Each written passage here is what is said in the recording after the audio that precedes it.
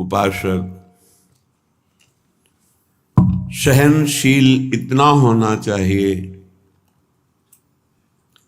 आंतरिक विकारों का पूर्ण रूप से सहन करने का स्वभाव बना लेना चाहिए।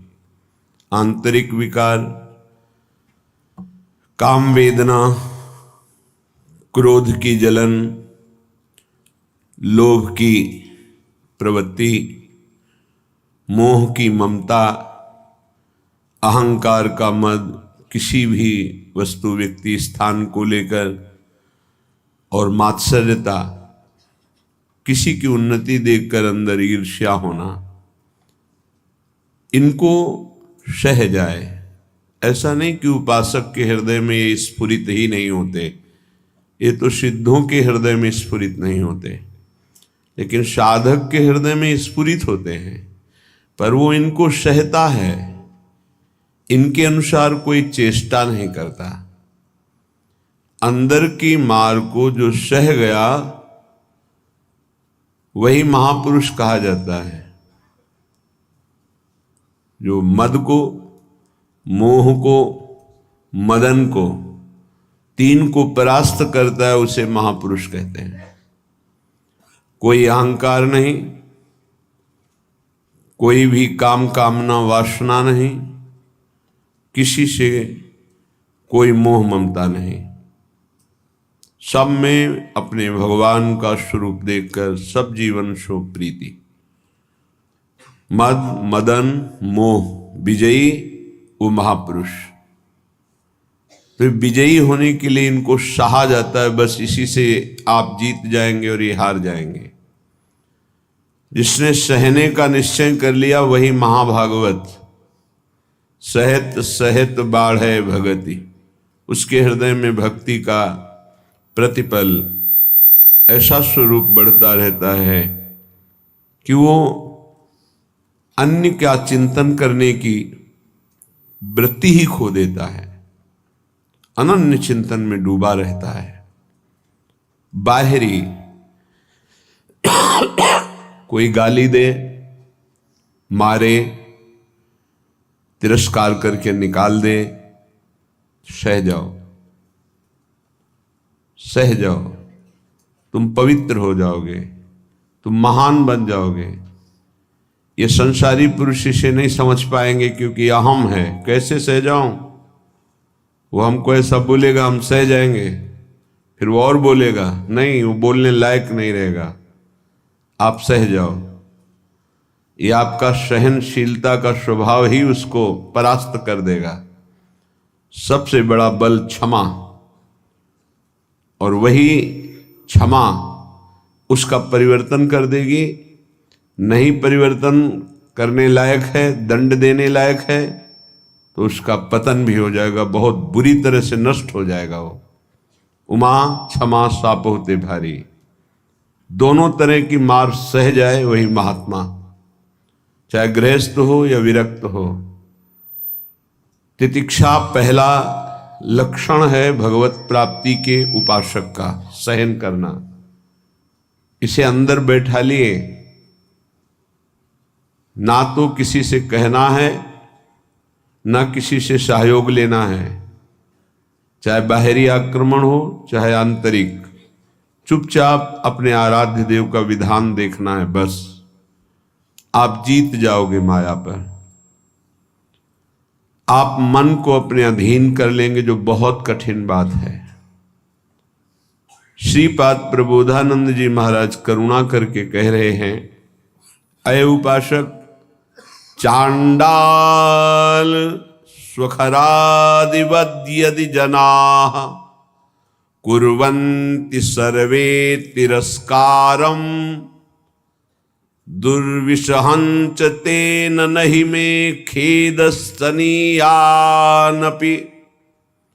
देवा दिव्य में च भूत निबहा प्राणाश्च दद्युर्महा स्नेहातुष्टमतो न मे गुरुतृषो श्रीवृंदावनीये रसे।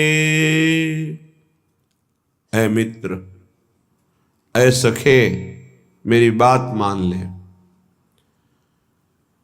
जो नीच पुरुष के द्वारा किए हुए अपमान को मुस्कुरा के सह जाता है, वो प्रिया प्रीतम के प्रेम को सहने की योग्यता प्राप्त कर लेता है। ये शर्त है।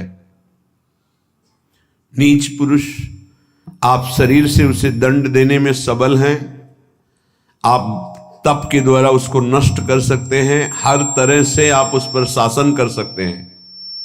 ऐसे होते हुए भी आप किसी भी तरह का उसके लिए कोई दंड विधान नहीं करते और वो आपको गाली दे रहा है। हो सकता है वो आपके शरीर को भी चोट पहुंचा दे, आप मुस्कुरा के चल दिए तो आपको वो वस्तु मिलेगी जो बड़ी बड़ी साधना से नहीं मिलती। ये रहस्य है।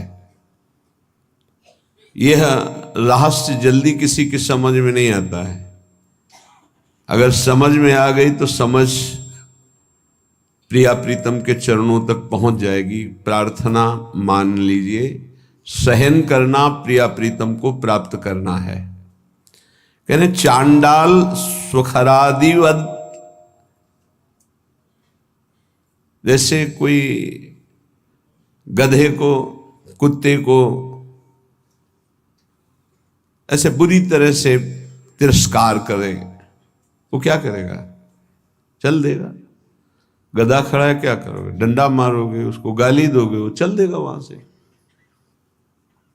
वो कोई आप प्रतिक्रिया नहीं करेगा आपके प्रति, वो भाग पड़ेगा वहां से। कुत्ता है, आप टुकड़ा रोटी का डालिए, पुचकारी आएगा, फिर डंडा मार दीजिए, फिर चला जाए, फिर पुचकारिए, वो फिर एक बार आपको देखकर हिम्मत करेगा, फिर आएगा, फिर मार दीजिए। वो कोई प्रतिक्रिया नहीं करेगा, प्रतिकूल व्यवहार नहीं कर पाएगा। ऐसे एक बार परमहंस श्री स्वामी ओंकारानंद सरस्वती जी महाराज उनके चरणों में बैठे हुए थे, तब उन्होंने कहा, बच्चा, साधु को इतना सहनशील होना चाहिए जैसे कुत्ते का। कुत्ते का सहनशील स्वभाव, उसे टुकड़ा डालो, पुचकारो, आ जाएगा, डंडा मारो, भाग जाएगा, फिर बुलाओ, फिर आ जाएगा, उसको मान अपमान का कहीं कोई बोध नहीं। ऐसे ही कई बार साधु का अपमान हो, फिर आओ अच्छा ले लो रोटी, फिर गाली दे, फिर भगा दे, फिर आओ अच्छा ले लो। उसको कभी बुरा नहीं लगना चाहिए और आखिरी बात तक फिर हाथ फैला देना। लाइए, ये बड़ी बात जो महापुरुषों में पाई गई, ये बड़ी बात पाई गई। मानापमान का किंचन मात्र भी कोई प्रभाव नहीं। श्वान की तरह जैसे उसको मान अपमान का कोई, तब वो त्रिभुवन पूज्य ब्रह्मा के द्वारा भी नमस्कार योग्य हो जाता है। ऐसे महापुरुषों के पीछे भगवान डोलते हैं कि इनकी चरण रज हमारे ऊपर पड़ जाए। स्वयं भगवान कहते हैं, मैं ऐसे भक्तों के पीछे डोलता हूं। निरपेक्षम मुनिम शांतम निर्वैरम सम दर्शनम अनुब्रजाम्य हम नित्यम पूये त्यंगुरेणु भी। हे, बहुत बढ़िया अवसर है, सह जाओ। जब कर्म भोग आता है तो किसको गाली दोगे? सहते हो ना, तो एक कर्म भोग मानकर सह जाओ। अंदर विकार आवे तो सह जाओ, बाहर कोई अपमान करे, गाली दे तो सह जाओ। बहुत ऐसे स्थान पर पहुंच जाओगे जहां सुख ही सुख है, दुख का लेश नहीं है। और ये अपमान करने वाले, निंदा करने वाले वहां पहुंचाने में हमारा बड़ा सहयोग करते हैं। इसलिए कभी इनका बुरा ना सोचे। करत जे अनशहन निंदक तिन्हु पे अनुग्रह कियो। हे भगवान, इनको कभी दंड मत देना, इनकी बुद्धि शुद्ध कर दो, इनका शरीर स्वस्थ रहे। नाथ, ये तो यंत्र मात्र हैं आपके मंगल विधान कराने में, हम इनको बिल्कुल दोषी नहीं मानते। ऐसा स्वभाव भक्तों का होता है। कह रहे हैं कि नीच पुरुषों द्वारा, जैसे चांडाल आदि हैं, चांडाल कहते हैं जो चतुर्वर्ण से रहित, जो मांस मदिरा व्यभिचार हिंसा इस तरह के आचरण करता है, उसे चांडाल कहते हैं। तो कुछ भी खा सकता है। शास्त्रों में कुत्ते का मांस खाने वाला, ऐसे नाना प्रकार के कुमार्गगामी प्रवृत्तियों में जो हर्षपूर्वक चलता है उसे चांडाल कहते हैं। ऐसों के द्वारा भी यदि इस तरह से अपमान किया जाए जैसे कुत्ते और गधे का, स्वखरादिवत यदि जना कुर्वन्ति सर्वे तिरस्कारम, यद्यपि दुर्विशहंच सहन करना ये साधारण पुरुषों की हिम्मत नहीं है, ये केवल महात्मा की हिम्मत है, दूसरे की ताकत नहीं। महात्मा किसी वेश का यहाँ संबोधन नहीं है, यहाँ गुणों का संबोधन है। वो गृहस्थ भी हो सकता है, वो स्त्री भी हो सकता है, वो पुरुष भी हो सकता है, बालक भी हो सकता है, जवान भी हो सकता है। ये बात धैर्यपूर्वक समझनी है। भगवान कृपा करते हैं, ऐसा अवसर देते हैं कि हमारा अपमान होता है। उस समय अपनी स्थिति को नापिए कि आप क्या हैं। यदि उस समय भगवान का मंगल विधान मान करके आप प्रसन्न मुद्रा में हैं, जोई जोई प्यारो करे सोई मोहि भावे, बस बात बन गई। देखना कुछ ही दिनों में आपकी भूमिका बदल जाएगी हृदय की, आपकी स्थिति अध्यात्म की ऊंचाई पर पहुंच जाएगी। खेदस्तनीयानपि, खेद भी नहीं होना चाहिए। यद्यपि तिरस्कारम दुर्विसहंच तेन नहीं में खेदस्तनीयानपि, यद्यपि असहनीय होता है। ऐसा नहीं है, बातों से बोलना सरल है, लेकिन जब ऐसा जीवन में आता है तो असहनीय होता है। और भगवत कृपा से 20 बार ऐसा आया है पूरे जीवन में, जब सामने से तिरस्कार हुआ है, अपमान हुआ है। अब गंगा किनारे भ्रमण कर रहे हैं, बहुत से ऐसे शराबी, चोर, डाकू ऐसे मिले जिन लोगों ने बस भगवान का विधान मान करके, जैसी आपकी प्रभु इच्छा। कभी कभी जब ज्यादा व्याकुलता होती तो आकाश की तरफ देखते हैं। ये आकाश भगवान का स्वरूप है, ये निर्मल है, ये निर्विकार है। ये बादल जो आप देखते हैं आकाश में नहीं है, ये तो बहुत नीचे हैं। हमें लगता है जब हवाई जहाज उड़ता होगा तो बादलों को करो, क्योंकि आकाश की सीमा नहीं, असीम है। ऐसे ही आकाश को देखने से लगता है मेरे भगवान जैसे असीम और निर्विकार हैं, कहीं भी देखो आकाश मिलेगा। ऐसे ही भगवान अपने भक्त को असीम और निर्विकार बनाना चाहते हैं, शरीर की सीमा में नहीं रखना चाहते। बड़ा बल मिलता था आकाश से। जब कभी कोई विक्षेप पड़ता तो एकांत में आकाश की तरफ देखते, मानो भगवान उपदेश देते थे आकाश के रूप में। खेदस्तनीयानपि, खेद भी नहीं होना चाहिए कि हमने कोई अपराध तो किया नहीं, ऐसा क्यों? नहीं नहीं, भगवान का विधान है। मंगलमय भगवान का ये विधान है जो हमारी हृदय की भूमिका को बढ़ा रहा है। आप कहेंगे भगवान का विधान साधकों के साथ तो जाने दो, सिद्धों के साथ वो करते हैं। बड़े बड़े सिद्धों को यही अपने ब्रज में पंडित रामकृष्ण बाबा जी महाराज, बड़े सिद्ध महापुरुष, संपूर्ण ब्रजमंडल के परम पूजनीय, ब्रजवासियों के द्वारा अत्यंत दुलार किए गए और संपूर्ण शास्त्रों के मर्मज्ञ और भावदेश में प्रवेश पाए हुए महापुरुष। कुछ धनी मानी भगत आए, ब्रजवासी और संतों का भंडारा किया, सब बांट दिया। शाम के कुछ लोग आए, कहा सुना था धनी मानी आए थे, क्या है लाओ मुझे। बाबा ने कहा यहाँ तो कुछ नहीं रखा गया, सब बांट दिया। एक लाठी मारी, रक्त प्रवाह होने लगा। कुटिया में गए, देखा वास्तविक कुछ नहीं था। तो उनका अच्छा चोट लग गई, कहा कोई बात नहीं, कोई बात नहीं। अचले से बांध लिया सर। इतने सिद्ध महापुरुष, ऐसा प्रहार, रक्त स्राव होने लगा। बड़े बड़े संतों के जीवन में ऐसा देखा गया कि ऐसी घटनाएं घटती हैं, लेकिन वो गंभीर शांत भगवान का विधान मानते हैं। तो साधक को ऐसी परिस्थिति में भगवान में चित्तवृत्ति लगा लेनी चाहिए कि कोई मंगल विधान है जो हमारे पापों का शमन कर रहा है, जो हमें पवित्र कर रहा है, जो हमारी अध्यात्म की भूमिका को उठाने के लिए भगवान ने ये लीला रची है, सह जाना चाहिए। देवा देव्य इमे च भूत निवहा प्राणाश्च दद्युर्महास स्नेहास तुष्टमतो नमे गुरुतृषो श्री वृंदावनी ये रसे।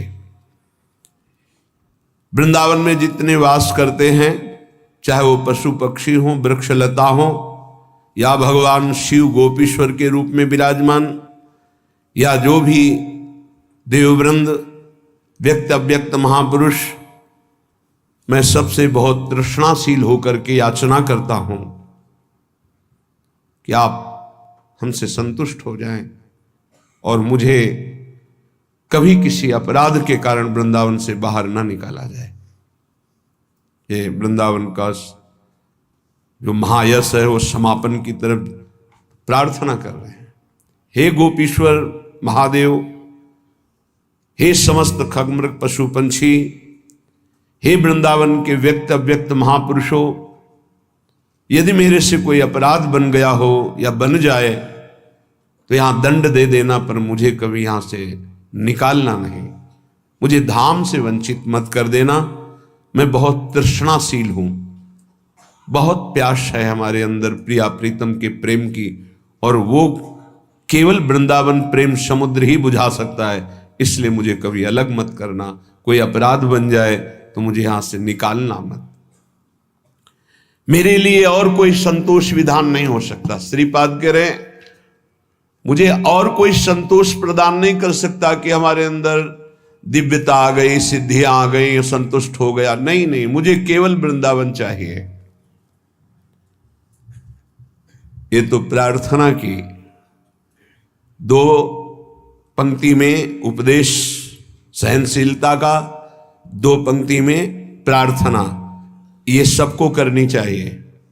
2 पंक्ति अपने आचरण में उतारने चाहिए, 2 पंक्तियों की प्रार्थना करनी चाहिए। कई बार प्रार्थना में बताया है कि ऐसी प्रार्थना करके कि मन वचन कर्म से अगर कोई अपराध बन गया हो तो हे वृंदावन धाम, हे वृंदावन धाम के व्यक्त अव्यक्त महापुरुषों, जाने अनजाने में मन वाणी शरीर से जो कोई चेष्टा आपके विपरीत हुई हो क्षमा करना, और मुझे धाम की कृपा से कभी वंचित मत होने देना।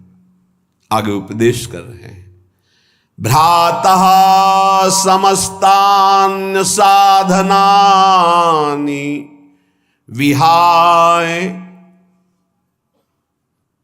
वृंदावनम स्वाश्रयस्व यथा तथा प्राक्तन वासनावास शरीरम वाणी हृदयम विचेष्टता। भाई भ्राता, हे भाई, मैं बहुत अनुभव करके बता रहा हूं। समस्तान्य साधनानि विहाय, साधनों को बल छोड़ दो। ये अहंकारी को समझ में नहीं आता। उसको लगता है कि अगर साधन का बल छोड़ दिया तो साधन में रुचि नहीं रहेगी, तो बात फिर कैसे बनेगी, फिर तो असाधन हो जाएगा, मतलब आप शरणागत नहीं हो।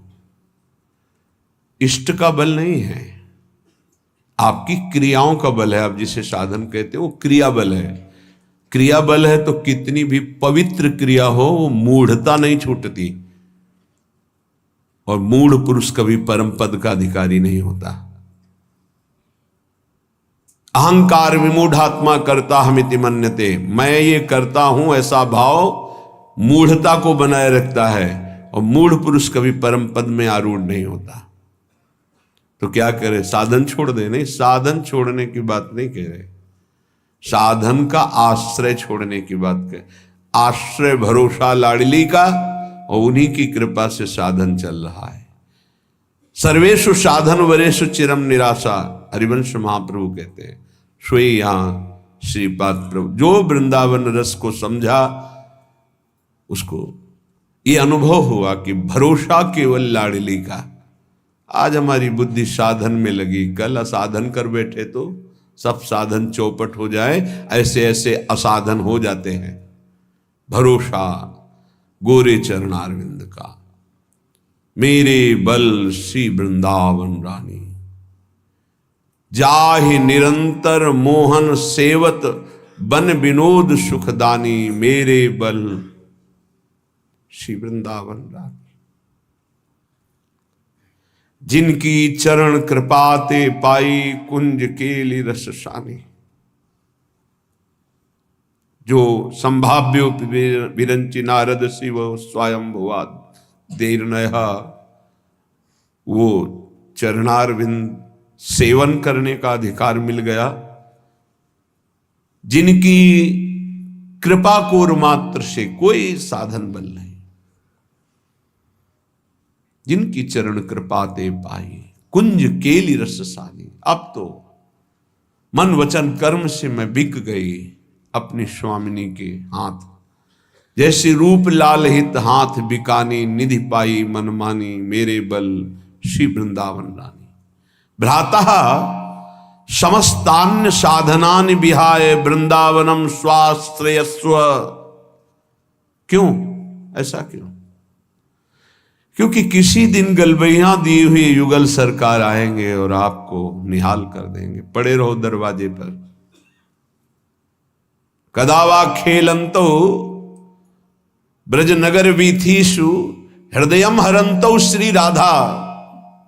ब्रजपति कुमारो शुक्लतिना, श्री राधा और ब्रजपति कुमार श्री श्याम सुंदर कभी गलबैया देकर खेलते खेलते आएंगे और आपको वो दे देंगे जो बड़ी बड़ी साधनाओं से नहीं मिलता।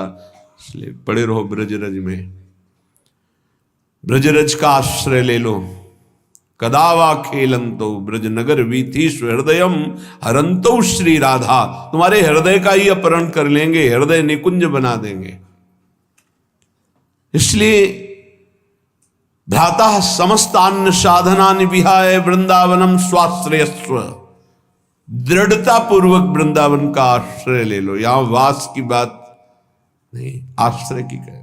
कोई भी आश्रय ले सकता है, दूर रहकर भी आश्रय ले सकता है। यथा तथा प्राक्तन वासना वाच शरीरम वाणी हृदयम विचेष्टता। जैसे बने वैसे।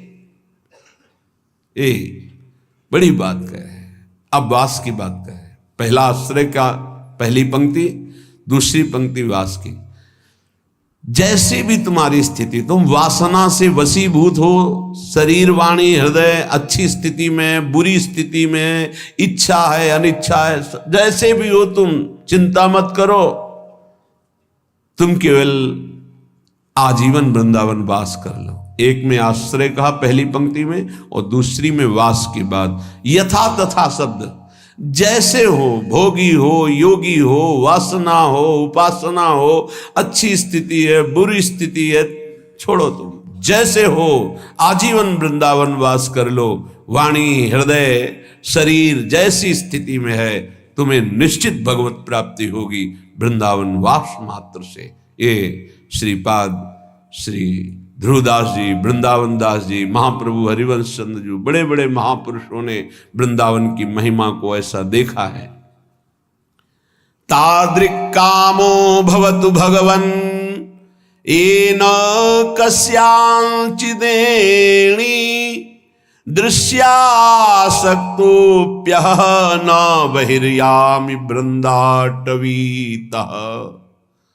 तादृग्दम्भोच्युदयतु तथा अहंकृतिश्चापि मे स्यात् येनाप्यस्मिन् रसमय वने रोचये नित्यवासम्।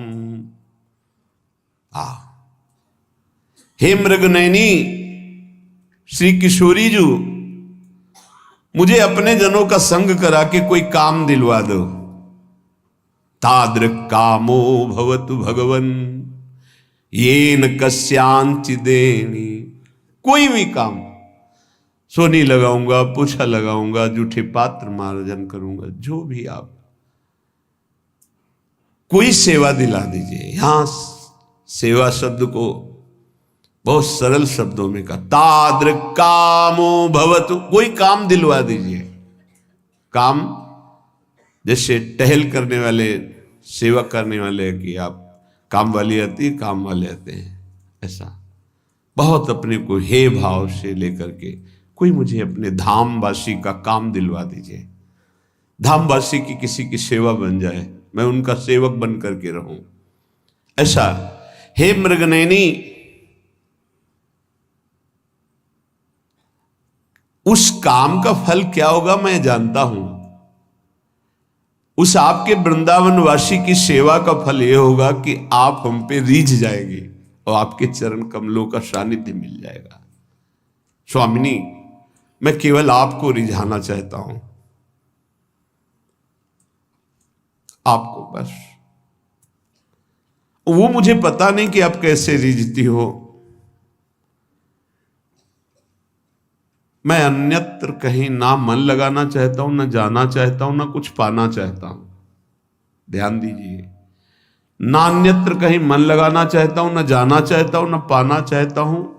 यद्यपि मैं दंभी हूं, दंभी इसलिए हो सकता है कि मैं जो कह रहा हूं पूरा सत्य ना हो, जो कहा जाता है वो सत्य होना चाहिए, नहीं तो दंभ होता है। तो हो सकता है प्रियाजू, मैं जो कह रहा हूं कि मैं मन से, वचन से, कर्म से केवल आपको पाना चाहता हूं, तो हो सकता है कोई और भी इच्छाएं हो, तो मैं दंभी भी हो सकता हूं, अहंकारी भी हो सकता हूं।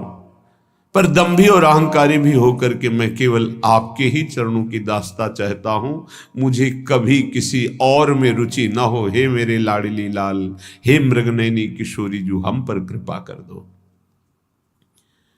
वरम वृंदारण्ये हरि हरि करे खर पर भृतो, भ्रमामो भैक्षार्थ स्वपच गृह बीथी सुदिन सहा, तथापि प्राचीन परम सुकृतैरत्र मिलितम् नने व्यामोन्यत्र क्वचिदपि कथंचिद वपुरिदम्। वरम वृंदारण्य हरि हरि, हे हरि, हे हरि, बड़े आर्त भाव से पुकार रहे, हे हरि, हे हरि, कृपा कर दो। क्या मैं वृंदावन वास करूं और हाथ में रज का पात्र लेकर के भिक्षा मांगूं और वृंदावन के स्वपच तक की भिक्षा जूठन मांग करके उदर पूर्ति करूं, राधा राधा राधा ऐसा गाता रहूं। वृंदावन में जाति पक्ष को नहीं देखा जाता, जो ऐसा देखते हैं उनके सुकृत नष्ट हो जाते हैं।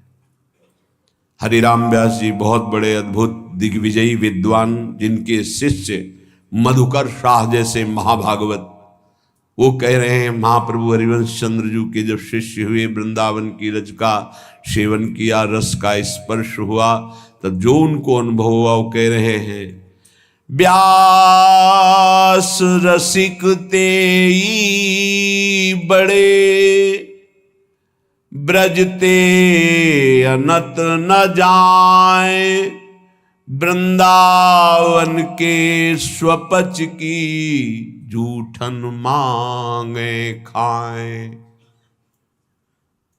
वही सबसे बड़े रसिक हैं जो ब्रज की सीमा के बाहर नहीं जाते और वृंदावन के स्वपच तक की जूठन मांग करके खाते हैं। देहाभिमान रहित अवधूत स्थिति। व्यास मिठाई विप्र की में लागे आग, वृंदावन के स्वपच लो जूठन खइए मांग। आग लगे बाहर के विप्र की दी हुई मिठाई में, लेकिन वृंदावन की स्वपच के जूठे टुकड़े मिल जाए तो निहाल हो जाओगे। कितना भी हो, थोड़ा सा देह भाव बना रहता है। जैसे संन्यास मार्ग में तो इसकी पुष्टता होती है कि जब पवित्र भिक्षा ना मिले 3 दिन, तब दूसरे वर्ण की, वो भी पकवान, जब 3 दिन उनकी भिक्षा न मिले तो तीसरे वर्ण में फल और मिठाई आदि। चौथे वर्ण से निषेध है। और सन्यास, दंड सन्यास केवल ब्रह्मणत्व को ही प्राप्त होता है। श्रीपाद यहां कह रहे, वरम वृंदारण्य हरिहरि करे खर पर भ्रतु भ्रमामो भैक्ष्यार्थ स्वपच ग्रह वीथीषु दिन स्वाहा। प्रभु मेरी ऐसी स्थिति कर दो। ये छोटी स्थिति नहीं है, ये बड़ों की स्थिति होती है। जिसे आप छोटा समझते ना, ये बहुत ऊंची स्थिति के महापुरुषों की स्थिति होती है। कह रहे हाथ में रज का पात्र हो। एक प्रार्थना है, यदि आप विरक्त हैं, वृंदावन वास करते हैं, तो रज के पात्र में ही जल और भोजन का सेवन करें। यहां ब्रज की रज से बने हुए पात्र में जल और भोजन, जो प्रसाद आप लेते हैं, वो आपकी बुद्धि को शुद्ध करके प्रिया प्रीतम में अनुराग प्रदान करेगा। पाने मात्र से ये बहुत बड़ा साधन माना जाएगा। यदि आप रज के, हमें लगता है प्राय ऐसा ही होगा कि अपने सब विरक्त जन उसी में रज के पात्र में ही प्रसाद पाने का, बहुत पहले से ऐसा विधान है, तो शायद ऐसा ही सब चल रहा होगा, ऐसा ही होता होगा। प्रसाद पाने का रज में ही तो सब पाते होंगे, पात्र में। खरपरा जो रज का बना हुआ है, प्रतिदिन लेकर, अच्छा भिक्षा भी आती है, माधुकरी आती है, मांगने जाते हैं। हाँ, तो उसमें तो नहीं पूछा जाता कि कौन से किन घरों में, सब। हाँ, भ्रमामो भिक्षार्थ, एक भी टुकड़ा अगर ब्रजवासी का अपने भोजन प्रसाद में श्री जी के प्रसाद के साथ है, वो अमृत समझना। ये पूज्य सदगुरुदेव भगवान की वाणी की प्रारंभ की बात, कि यदि ब्रजवासियों के टूक उदर में नहीं गए तो नीलपीत झगा का साक्षात्कार करने की सामर्थ्य किसी साधन में नहीं आती, वो उन्हीं के टुकड़ों से आती। इसीलिए बड़े बड़े संत आजीवन ब्रजवासियों के चरणों में झुकते रहते हैं। है इस रज में जन्मे हुए ब्रजवासियों के महिमा का कुछ है ऐसा प्रताप, जिस पर वो प्रसन्न है, जिसको वो भाव या डांट फटकार से भी टुकड़ा दे देते हैं, वो प्रियालाल के प्रेम में डूबने की योग्यता प्राप्त कर लेता है। व्यवहार नहीं रखना, अपराध बन जाएगा, क्योंकि इनके व्यवहार को केवल नंद नंदन ही झेल सकते हैं, दूसरे नहीं। इनके व्यवहार को ना देखना, इनके व्यवहार को क्षमता नहीं कि तुम देख पाओ, इनके व्यवहार को देखकर तुम्हारा दोष दर्शन हो जाएगा। इसीलिए महाप्रभु चैतन्य देव जब यहाँ किसी को भेजते थे तब कहते थे, ब्रजवासियों पर निर्दोष दृष्टि रखना। वो उसी हाथ से अपने बालक को शौचा रही है और बिना प्रक्षालन के रोटी दे रही है, तो भी दोष दर्शन मत करना। बहुत बड़ी उपलब्धि है ब्रज टूक की, ब्रज के अन्न की, जो ब्रजवासी। आज भी हमारे गुरुदेव भगवान का जो श्री जी का भोग लगता है, तो तेहरा में भिक्षा के द्वारा, पहले भी सुबह 8 बजे जाते थे, 2-3 घंटे में पूरे गांव से जो 2-4-5 किलो आटा मिलता है, ऐसे ऐसे ब्रजवासी देते हैं। ऐसे कि बच्चा लेके आया, कढ़ाई में जो ऐसे ऐसे किया जाता है, करछुली कहते हैं, करछी, वो आधा तो चलने में गिर गया, छोटा बालक आधा के झोली में पड़ा, मतलब एक रोटी का धुरन, पूरे गांव से मांगने पर 5-6 किलो।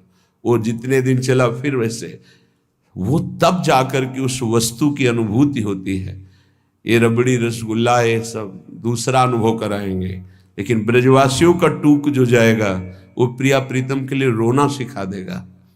वो क्यों रो रहे हैं उसका कुछ पता ही नहीं है, कोई चाह, कोई मांग, कुछ, कोई दर्द, कोई परेशानी, कुछ नहीं।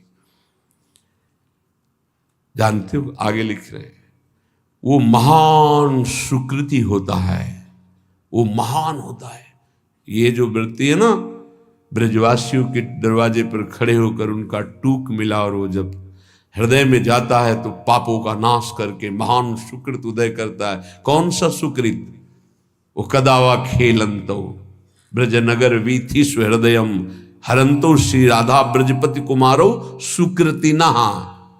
श्री हरिवंश प्रसिद्ध धर्म समुझे न अलप तप, समझो श्री हरिवंश कृपा सेवो धर्मिन जप। रसिकों का जप करो, रसिकों का सेवन करो, रसिकों को समझो, उनकी आज्ञा का पालन करो, तब समझ पाओगे हरिवंश धर्म। श्री हरिवंश प्रसिद्ध धर्म समझैना, अलप तप, छोटी तपस्या वाला नहीं समझ सकता। आगे जो बहुत बड़ी बात करे कि यदि मुझे प्रारब्धानुसार कोई बहुत बड़ा ब्रह्मा का पद या ऐसा वैभव मिले और कहा जाए कि धाम छोड़ दो, ये वैभव स्वीकार करो, तो ऐसा मैं स्वीकार नहीं कर सकता। ब्रज के पात्र में स्वपच के घर से जूठन मांगकर खाकर वृंदावन वास करूंगा और राधा राधा उच्चारण करूंगा। ये रहनी, ये सहनी प्रियालाल की प्राप्ति करा देती है। प्रियालाल की प्रेम की प्राप्ति सबसे दुर्लभ बात है। ज्ञान विज्ञान अन्य साधनों का अनुष्ठान करके मोक्ष पदवी तक प्राप्त करना कठिन है, पर वो भी सुलभ हो सकता है। पर प्रेम प्राप्त करना सबसे कठिन बात है।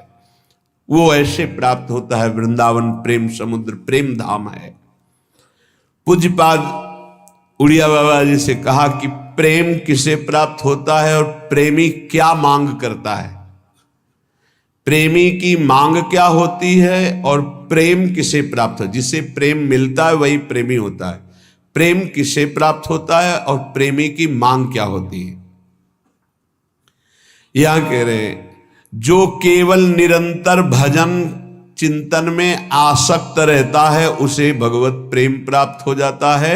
और जिसे भगवत प्रेम प्राप्त होता है वो ना इहलोक ना परलोक ना अणिमादि सिद्धियां ना मान सम्मान कुछ नहीं प्राप्त करता। केवल एक चाह रहती है कि मेरा निरंतर चिंतन बना रहे, बस। अनन्य चिंतन, अनन्य चेता सततम, पकड़ो इस बात को। अंदर से तुम्हारा चिंतन क्या चल रहा है। बाहर से आपकी सब सेवाएं हैं, पवित्र हैं, मंगल है, ठीक है। बात अंदर की, बाहर से शरीर पवित्र होने की बड़ी सुंदर सेवाएं हैं। अंदर चिंतन अगर राधा वल्लभ श्री हरिवंश, राधा वल्लभ श्री हरिवंश नहीं चल रहा है तो अभी अधूरा है कार्यक्रम। एक टांग केवल कैसे चला जाता है जानते हो, देखते हो कितने कष्ट पर चलते हैं। दो टांगों से कितनी आराम से चला जाता है। दो पंखों से पक्षी आकाश की यात्रा करता है। ऐसे ही शरीर से सेवा और मन से सुमिरन, इन दोनों से अध्यात्म की ऊंचाई पर पहुंचा जाता है। यदि शरीर से सेवा नहीं तो मन के सुमिरन में आप जो लगे हुए हैं उसमें संपूर्णतः आप नहीं लग पाएंगे। सेवा की अत्यंत आवश्यकता बड़े बड़े सिद्धों ने की। अगर शरीर सेवा में लगा, मन सुमिरन नहीं, तो सेवा में आप टिक नहीं पाएंगे, आपकी वासनाएं गिरा देंगी आपको। दोनों अत्यंत आवश्यक है, शरीर से सेवा और मन से सुमिरन। चाहे गृहस्थ हो चाहे विरक्त हो, अपनी अपनी पद्धति, निवृत्ति मार्ग परक सेवा, प्रवृत्ति मार्ग परक सेवा। जो शरीर से सेवा और मन से सुमिरन करते हुए एक ही मांग करता है कि मेरे सेवा और सुमिरन में कभी बाधा न पड़े, ना इहलोक ना परलोक ना अणिमादि सिद्धियां ना मान सम्मान, मुझे कुछ नहीं चाहिए, वही भगवत प्रेम को प्राप्त करता है। भगवत प्रेमी में भगवत चिंतन के सिवा, भगवत प्रेम के सिवा कोई मांग नहीं रहती।